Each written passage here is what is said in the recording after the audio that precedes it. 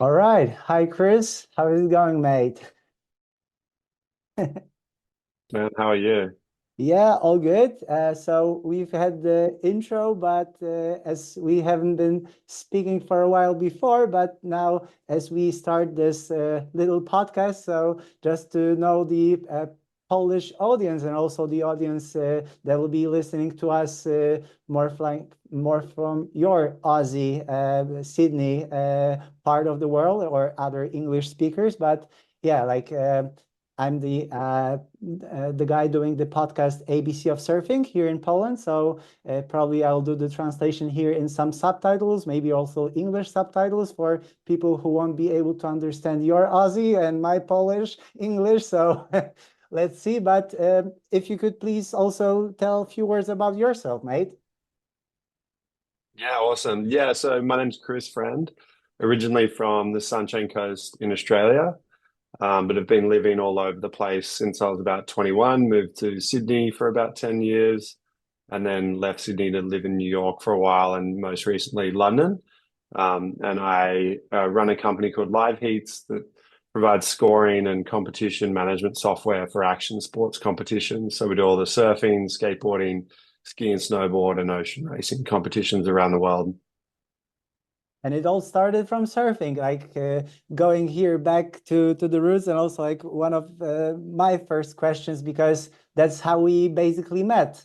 I lived in Sydney for almost 3 years, and once I remember what I told you now a moment ago. I saw you in Tamarama in Tama, and you helped me out, giving few hints, and I was, just looking to you as the local pro, and yeah, you used to be a pro, right? You were competing? Yeah, so I grew up not in Tamarama. I grew up in a place called the Sunshine Coast, which is in Hmm. Queensland. Yeah, It's a north lot of of beach. Gold Coast. Exactly, yeah. So yeah, 2 hours north of the Gold Coast, similar waves to Bondi and Tamarama, beach breaks, couple So of not point Noosa breaks. longboarding. Yeah, exactly. Oh, I grew up actually about 30 minutes south of Noosa, so I would go there every now and again. But But you're the I didn't really shortboarder. longboard. Yeah, exactly. Yeah, I was just always a shortboarder, always really excited by watching the high performance surfers like Andy Irons and Taj Burrow when I was a kid. And yeah, I was obsessed with surfing from about 10 years old, wanted to be a pro surfer. And then when I was about 14, I started competing Hmm. and did quite well and got sponsored when I was actually got sponsored when I was 13 by Volcom. And then Cool. from there went on and yeah, kept competing all around the country. Did really well when I was sort of around 16, won some big events, got a contract. And then from there, basically started competing around the world, representing Australia in the junior world championships. Ended up coming second in the world junior championships in 2007 to Jadson Andre, who was on the tour for a few years. Cool. And then got a pro contract and got to do the pro tour on the qualifying series side from 2007, 8, 9, 10, and 11 was sort of my last professional year before I had to go and move down to Sydney and start university. Okay, so I feel really like I didn't do my homework. Like back then, I remember you were the pro, but I respect, mate. So now it all fits together, like knowing why you were the guy paddling so fast and getting most of those waves back then, but back there. So, all right. So even more respect, but glad that you're the guy who likes to not only surf, but as you said, you went to university, so you translated your attitude because the competitiveness must be pretty strong within you that you've been competing for such a long time. And it was, by the way, still the ASP before WSL, right? Yeah, exactly. So when I started doing the QS, it was the ASP, and then I was actually in competing at the time when it became the WSL, and I was at the meetings in Hawaii where they introduced the WSL and the new ownership and the changes that was going to happen with the tour.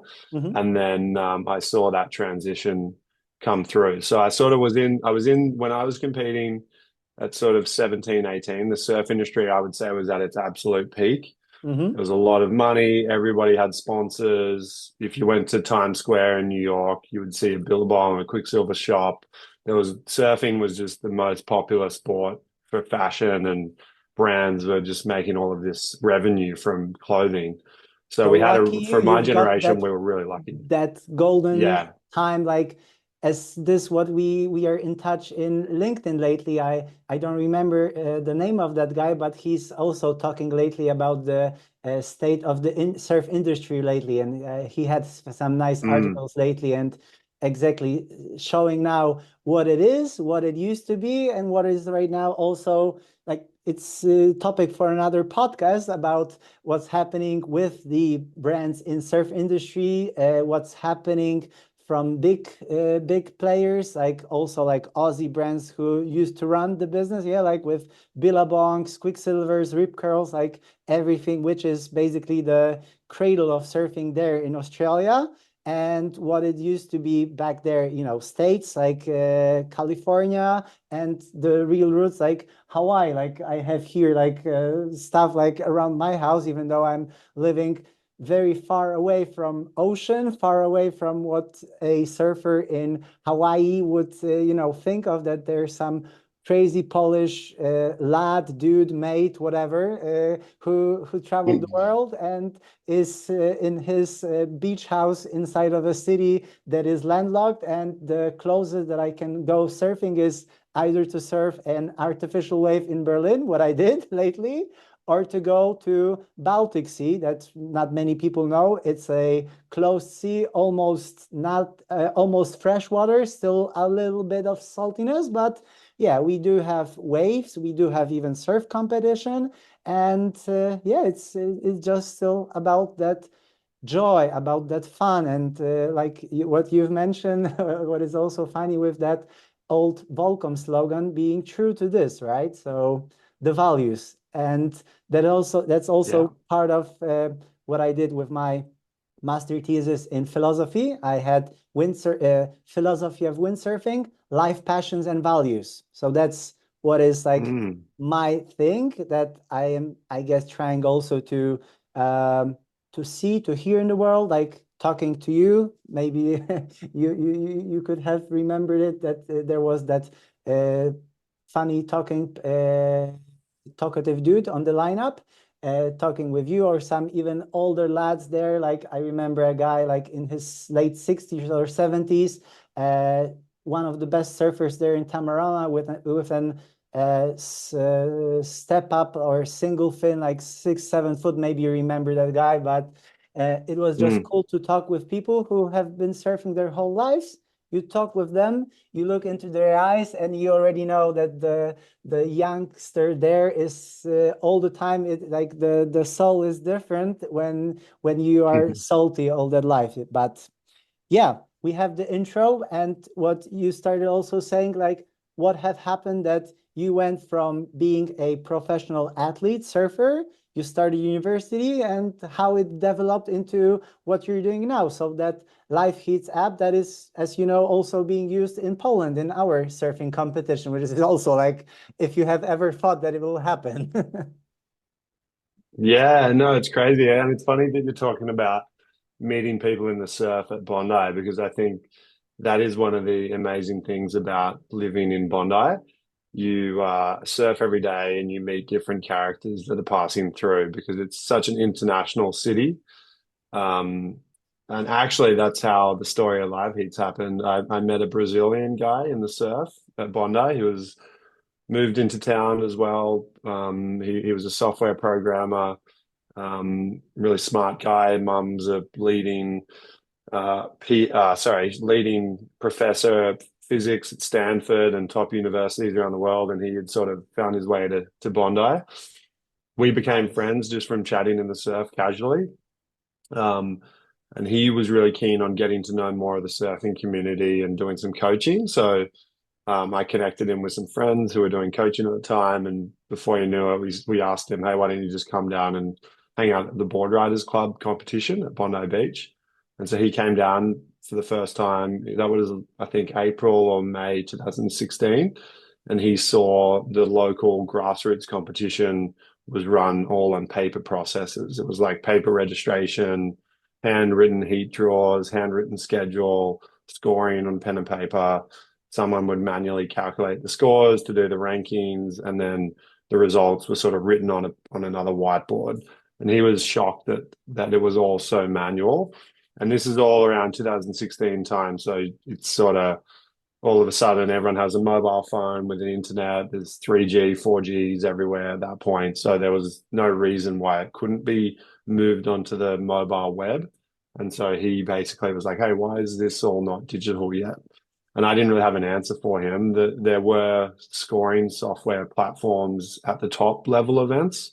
Mm-hmm. World Surf League had been using the system for probably 20 years at that stage. Same with the ISA.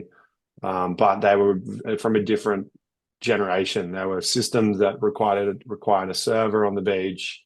You would have to connect all the tablets to this server, run it locally. It was too hard for a board riders And club to do expensive. scoring. Yeah, exactly. Yeah. So it was like the Polish surfing championships would never be able to use that. The only people that could use it were if you're a big professional organization. So he came up with the idea, and then we teamed up as a fun side project, and we started creating a web platform where Bondi Board Riders Club could do registration, competition management, scoring, and rankings on a software platform that would make it much easier for them, just on mobile phones and tablets. And that's where Liveheats started. So these were the test grounds. So, but it was the local board riders, or it's like, I think I have even a T-shirt from Cronulla in 2016 or 17, the Australian board riders battle. I remember that was a cool event. Like, this is like what I love about your Aussie surf culture. That's like something I would be happy to also somehow translate, implement, make also like from Polish perspective with our here Slavic DNA and roots, but also looking up to what's happening in Australia, what's happening in States, and developing our own culture, like languages. Yeah, like we even have some Polish sayings or from Polish literature that Polish are not goose, they have their own language. So also Polish are not goose or cooks, they also have their own surf culture. So that is also Yeah, nice. cool. And that's why I'm also super happy to talk with you. Or like I was telling you, I'm getting soon some magic boards from a guy I met in Ballina. Like not many people know where's Ballina, especially as I was looking for work. It was my I don't know, first month ever in Australia. I did like 20 kilometers walk across Ballina, which is still small. And I showed up as at his factory. I went in, I talked with the guy, and suddenly it's still that interview in my YouTube back from 2016. And I talked with Ginter Ron. And now it's just like what I got to know now, what you've told me with your competitive past. And also only a few years later, I saw like what an epic surfer shaper I have met. It was just also like from that perspective mind blowing. But it's also the beauty of people who love it, who live with it. They will be happy to share it. So that's also like what I'm saying here in talking in Polish in my podcast, that sharing is caring. And it's actually, if you do care not only for you, but for others, and you care for basically what you're doing, then you'll be happy to share, like the waves. Yeah, you're not the local from North Caribbean who will drown you if you catch his waves. Real Mm. story. That's what I've heard from some old guy talking to some young pro, dropping in on him, and he was like, "You do it one again, I'll drown you." So Yeah, I don't. That same thing happens to me when I try to surf out there and I get splashed and all sorts of things. So I don't know if yeah, I'm I don't lucky understand that or side. I have good attitude, but I was allowed to surf there. I was allowed to surf in Velzi's that I've heard also is pretty much local. So maybe I just have the good aura, but maybe Yeah. or maybe people maybe people sheesh, I forgot now the word. Maybe people mistake us with that other guy who is also bald, so maybe that's the benefit what we have. Yeah, exactly. And actually, look, I just got there. My niece brought me this from London because she's studying Erasmus exchange, and I have the newest album Oh, of nice. Kelly Yeah, with yeah, nice. with Jesus with Todd Super Glazer. cool. So Slater, this will be under my Nice. mistletoe this year. So about bald guys, it's Yeah, nice. it's there, it's waiting. So. Power to the Um, bald guys. yeah, the testosterone and just the inner charm, whatever, but not talking already too Yeah, much about exactly. the outside, but also Chris about the inside. So you've started this. What I also saw in your website that born in Bondi Beach. So like you say, that's where it started. And so where you're heading now? So you're living now abroad, like still Bondi or Tamarama will be your like long-term home spot, or your home spot is in Sunshine Coast? Like, Yeah, it's a good question. My wife and I, we decided to spread our wings just after COVID. We wanted to get out into the world, and we felt a bit trapped in all the lockdowns in Australia. It was quite good on intense. you guys. Yeah, so we decided to leave the country and just see what happens. So we moved to New York, which was intimidating, but ended up being the best experience we've ever had. And I was running Liveheats. We were a small company at that point. We were about 4 or 5 people.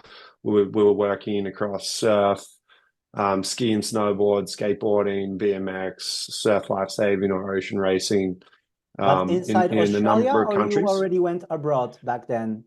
We had some traction in the US and Europe and Brazil and Asia, but we didn't have a lot of relationships in the US. So my goal was to get to the US and spend time just hanging out with our customers and building those face-to-face relationships. So particularly in the That's sports that I priceless didn't know because very well. you can network and do it like in person. Like it's cool, like what we are doing now, Zoom and stuff. But nothing will ever change this real human contact and what you can do by being amongst people and yeah, connecting simply. And that's still, luckily, thanks God, something that will be making us still humans and not just being virtual machines and avatars. Yes. So, Yeah, exactly. No, so that was really that chapter was really good living in the US. I traveled a lot, meeting but surfing organizations, what you were snowboard, ski, saying, all over. the melting pot as what we know about New York, but what you said, I was laughing, how you met your Brazilian colleague or business partner, that Bondi also, like Bondi bubble as we know, but that Sydney is also that type of melting pot, which is actually interesting. Like even though Harbor Bridge is different than the bridges in New York, but still like the magic of Sydney is also there. It's also like I cannot compare to New York because I haven't been there yet, but definitely, yeah, Sydney is hell of a place. And yeah, I'm like I told you, I'm happy to be back there soon because I left Sydney in March 2019. And since then, my foot haven't been there down under, but it's it's calling. It's not only Berlin calling, Yes. like I'm traveling to Berlin, listening to Paul Kalkbrenner, but now it's time to listen to some Aussie. Like now, what is it? Bliss and Esso, and what was the Coastal Kids? That's something that always rings my bell. And thinking about Australia. Oh, nice. Yeah, no, it's true. It's Sydney is a very unique place, particularly Bondi, because it's the first place everybody goes to when they get off the airplane from Europe or Asia or anywhere in the world. So it attracts, if you're moving to Sydney and say you're working in a company in the US and they ask you if you would like to move to Sydney, you'll try to live at Bondi Beach because it's like an iconic experience to live in Australia and experience that. So that's what's so cool about it is you meet all of these people from different cultures and different parts of the world, and there's a lot of smart people all moving there that are ambitious and doing things.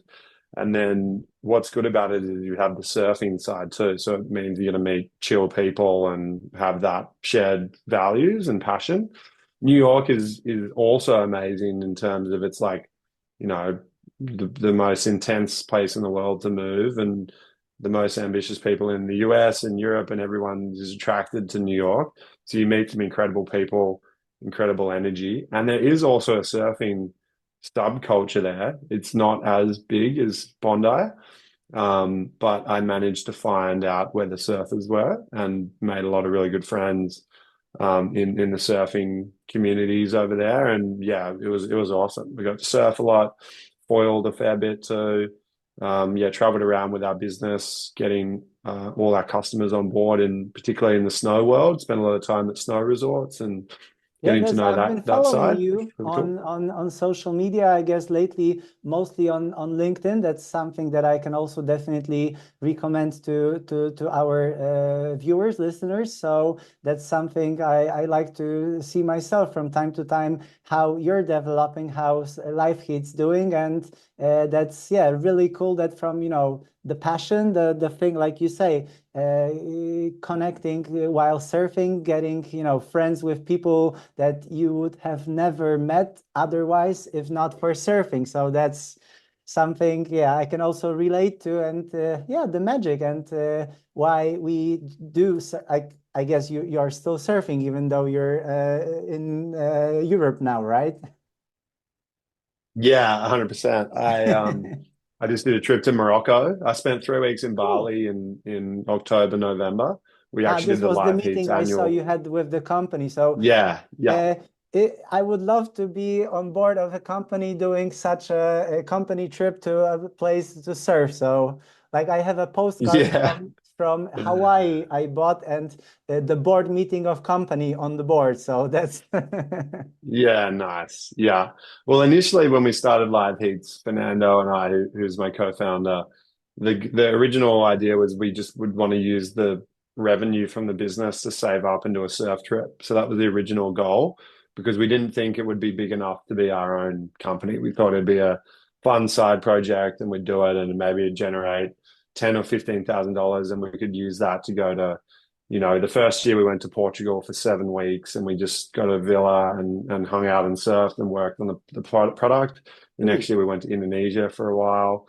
So that was originally the vision. So we kind of have this like legacy vibe of surf trips and working, and we actually get a lot done on them. And we surf in the morning, work on our laptops, and then maybe go for a surf before bed.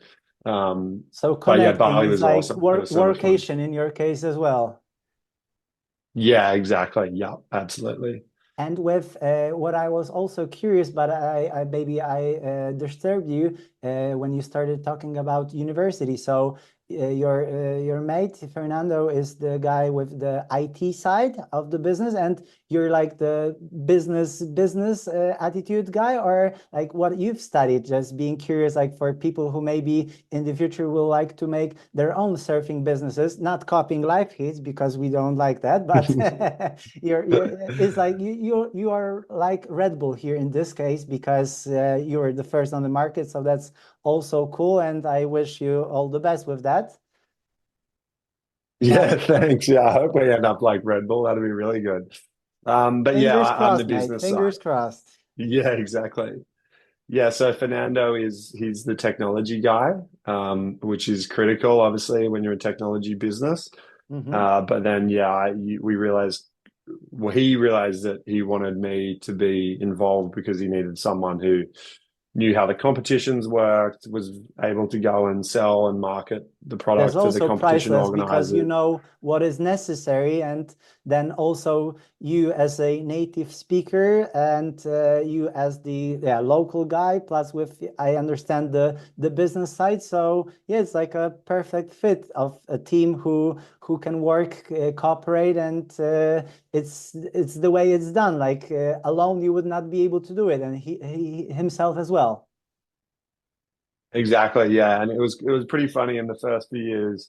People thought it was just my project and he was just the IT guy. And people would even say, Um, his nickname was Friendy's IT bloke. That's what the Australian board rider clubs would call him. They'd And go, "Hey, was he friend." cool about that, or he has He laughed about it. Yeah, okay, so he easy didn't. He's going. not the sort of character for the limelight. Uh, Exactly. Yeah, he didn't mind. Good on him. Good on him. It's like I guess it's like what I hope most of us surfers are aiming at to be, like easygoing, this like I don't know, kind of like what German people like to say, like hang loose and stuff, but definitely not to be this narrow-minded, aggressive dude who's like super radical, local and doesn't let anyone else catch his wave, but you just go out.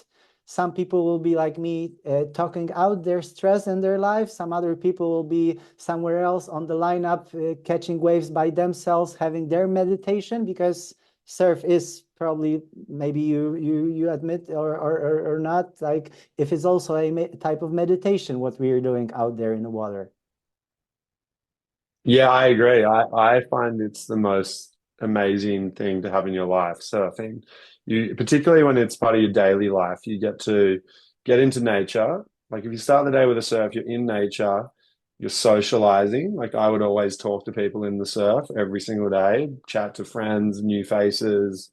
It's how I met many people living all over the world through just conversations in the surf. Um, and then yeah, the meditation part of it is amazing. Like you're away from your phone. When you're thinking, I think a lot when I'm in the surf. If I'm sitting there, I'll just be thinking and ideas will come to me and I'll be daydreaming and thinking of all these things. Brainstorming, But then when that's yeah, exactly. we are But then when grounded I'm through up that on a water. wave, It's also the beauty. Like I don't go that much into metaphysics, even though I'm a official philosopher. But still, like there is something in this water, like the connection not only with people but with nature. And yeah, exactly, like so many thoughts. But then you see that small or bigger set going, then the most beautiful focus in the world is like, I want to survive. And let's imagine you're in Bondi, like some winter swell, 5 to 8 foot, and suddenly from that little 5 foot set, you see the 8 foot upcoming, and you're somewhere in the middle, and like you, you don't think about anything else. And this is something what I yeah.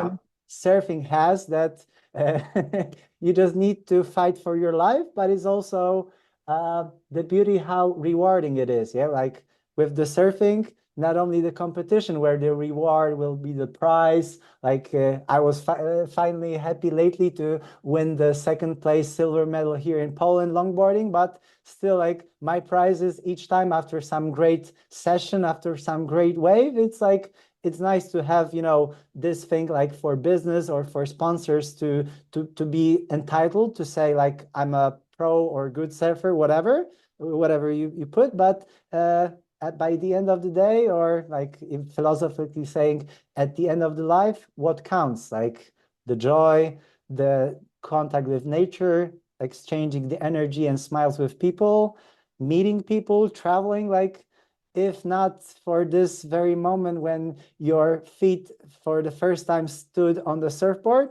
this would not happen and we would not be speaking today. Yeah, exactly. No, I agree. It's a beautiful thing. I feel very lucky that I found surfing, and that it's a part of my life. It always will be. Yeah, it's incredible. Like when you actually stand up in a wave, it's like you are just laser focused on what's happening. And I haven't managed to recreate that in any other sport. Like I've particularly since I've lived in London and New York, I really miss that daily connection where I can like just have something that I'm completely present to do for those, 1 or 2 hours every day. But So you're not a now surf what's skater yet. You're not a surf skater yet with yeah, no, not yet. I don't think I'm too scared of sorry getting for injured for doing that. all surf skaters. I do it from time to time, but a little fun. Yeah. Yeah, exactly. So yeah, now my relationship with surfing is I still think about it all the time. I watch surfing videos often. I'll sit on YouTube or put it on the background and fantasize about surfing, and then I get to do it now You have a not nice surf every day, festival in but London. Have you been to it? you know what? I didn't even know it was happening. It happened, I think, after summer. I missed it this year, but Okay. yeah, I'm going to try to get into that one next year. But yeah, and then just trying to get on as many surf trips as I can, fitting them in with work trips and stuff around Europe. I love the European surfing culture. So Cool. I'm excited to get out and do some more surfing in Europe, even in the Baltic. I've surfed in the Baltic before, actually. But in Sweden or where? Yeah, in Tura in Sweden. I Okay, actually yeah, did I think we university. talked about it Yeah. somewhere earlier, but okay, so Yeah, now yeah. now as I know we need to slowly get other things done. Like you're in other meetings, I'm also like almost I don't know how many hours on my legs, as you know, after night shift Yeah. in Berlin, driving here back 300 kilometers home to Poznan in Poland, and yeah, getting some things all together. So also like with what you're saying, I would love to cross the path with you again on lineup. So maybe somewhere in Europe, or maybe sending already now some little invitation to you if you are close to Poland or you would be willing. There's invitation, a place to stay in Poznan, and we can drive from here to our seaside to Hell Peninsula, where around this piece of land that's like the most northerly point of Poland, somewhere there close, and we have even nice rocky point breaks and then all the beach breaks behind harbor walls and stuff. So I would love to exchange that sharing of your knowledge and skills that I've had from you in Sydney. So yeah, that would be also cool. So please feel Absolutely. free Yeah, I will. to contact me. And if I like very last thing, is there like anything you would maybe could say to Polish surfer, or like people willing to doing already developing the Polish surfing culture? Is there like anything you would suggest, recommend? Yeah, it's a good question. If I was a surfer in Poland, I would be trying to do surf trips to get good at surfing, but then I would also start foiling because foiling would be so good in the Baltic Sea because you have the windy, choppy days, That's and you could already actually do happening. it when That's there's no already swell. happening. Yeah, yeah. Because I think that would be, yeah, then you could be surfing when there's a little bit of swell, and then when it's just chop and slop in the Baltic, you could be prone foiling, and it's good skills overlap between both of those. Mm-hmm. And then when it comes to the competitions and developing talent, I think, yeah, the best thing to do is to just run as many competitions as you can, even if they're tiny little club level comps and you win $50 or you win a t-shirt. The important thing about what makes Australia so good at competitive surfing is we have club competitions every month. So when you're 10 or 11, you go and compete in your local club. You learn how to do competitions, you make friends, you meet the older guys and girls in your community, and you get mentorship. And you don't win anything in those club comps. You just you win, and then you maybe get at the end of the year you might get a prize, but it's just about getting exposure to as many competitions as possible, and building that community and that strong fabric. And it's done a lot for Australia now with our competitive landscape is so thriving and well established. I'm excited to see that happening in other countries like Poland and Sweden and Norway, where it is growing. So yeah, hopefully we can help it make that happen on Liveheats.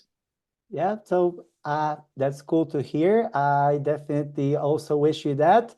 As you know, and as you know me, and you see what I'm doing, I'm also trying to get all the nice ideas, like talking with you now. As I said, I'll be traveling soon to Sydney, so I was already texting with Matt Chojnacki, the wax head.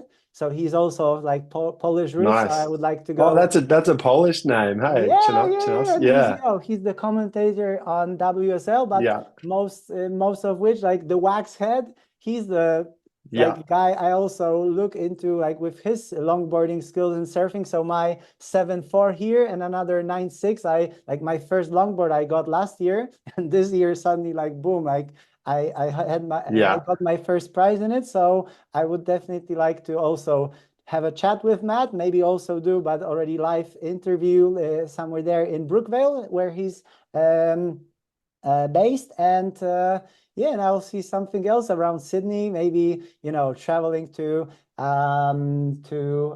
Gold Coast. I'll see maybe visiting Mark Richards in Newcastle, going to Ocean and Earth to Sussex Inlet. I don't know, like plenty of, ideas, but I'll definitely use like 1.5 months of time I'll be there. And I'm just glad for all the hints, things you've said, and definitely also wishing that people will be looking into what you're doing and this app that seems that is working so good, not only for one sport that made you that interesting path. So hopefully some other things that you didn't also have in mind when you started doing it will come up. So that's what I'm wishing you for the new 2025. And yeah, rock on, mate.